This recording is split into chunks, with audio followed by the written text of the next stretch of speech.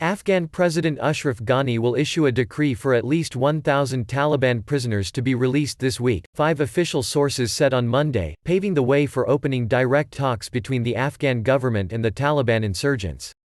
Ghani was sworn in for a second term on Monday, in a ceremony attended by U.S. Special Envoy Zalmay Khalilzad and other international representatives including NATO Forces Commander Scott Miller.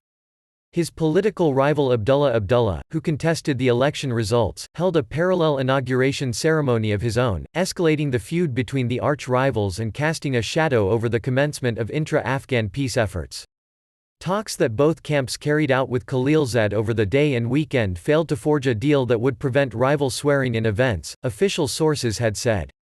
The Taliban demand for the release of 5,000 prisoners as a confidence-building measure ahead of the start of the intra-Afghan efforts, has been the most contentious part of the U.S. Taliban troop withdrawal deal signed in February. Ghani, earlier in March, rejected the demand, saying the Afghan government made no such commitment.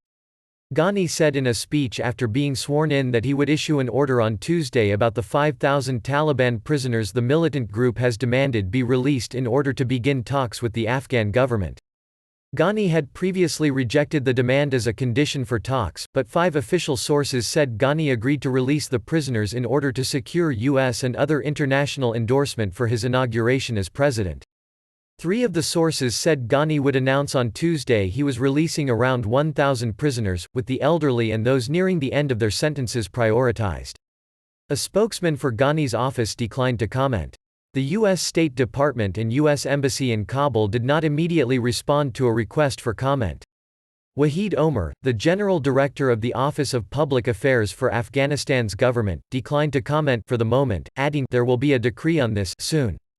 This is the LSQUO price that Ghani had to pay in return for Khalilzad attending his inauguration, a former senior Afghan official told Reuters.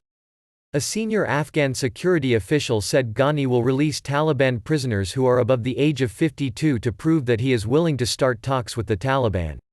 Young Taliban prisoners will not be released at this stage. The released numbers may vary between 1,000 to 1,800, said a senior Afghan security official.